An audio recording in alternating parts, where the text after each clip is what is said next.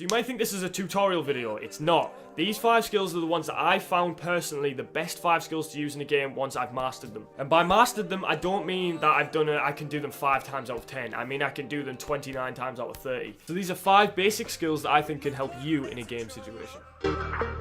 So this is one of the most basic skills you'll ever come across in football, which is just the feint or the drop the shoulder, whatever you want to call it. Basically, use your body to use emphasis and exaggeration on the ball to get away from that defender that might be pressing you or really tight to you. I don't think I need to go into any more detail on that.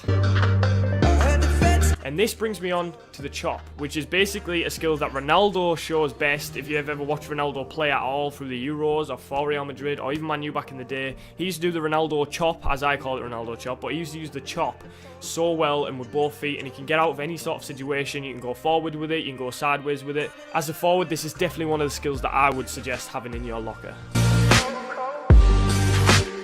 Now this brings me on to one of the most popular skills you'll ever hear about, which is the step over. You can do it with your right, your left, you can do it with both feet. For now I'm just going to show you one foot here. It's basically like the feint, just with stepping your foot around the ball, which makes the defender think you're going to pass it to that direction or step that direction, and then in fact you go the other way. Now we're moving on to a bit more of an advanced skill. I think once you master this, it can be one of the best skills ever to use in a game, and this is definitely a skill that comes to my brain first. Now I call it the flip-flop, which you guys might find quite weird. But like I say, this is one of the skills that I use the most. I love this skill. It's just one of them that comes to my brain first, I guess, when I'm on the pitch, like I said. This is definitely the skill that I use the most on the pitch. I think, obviously, there'll be more advanced tricks that I use as well, but only in certain situations for different scenarios. But yes, master this one, boys. It's one of the best skills to use, honestly. It's not the CEO.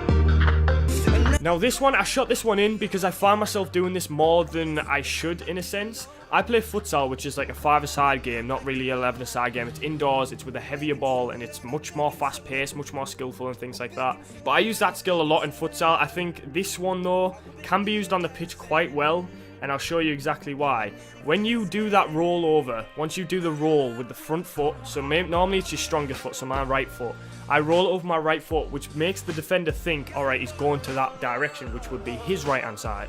So he steps his foot out to the right, as you can see right now, and then you flick your left foot very, very cheekily through the back, and it'll meg them quite often. Like, you won't believe how often it will work. I actually did it in the video that I uploaded 2 days ago, and I'll show that clip right now.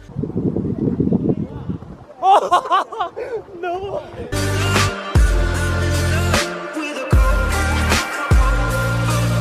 Like you say, it's just super cheeky, it's always on, and you've seen how small the gap was to meg him and how quick it happened. Like, honestly, they will always stick their leg out.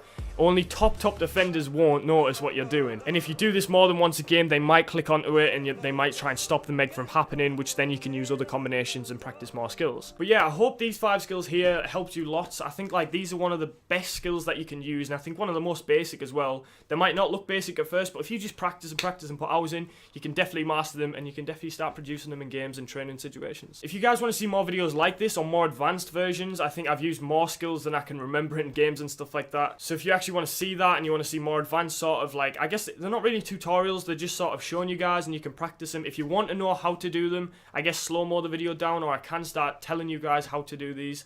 But yeah, it's been your boy Mikey. I'll catch you boys tomorrow. Peace out.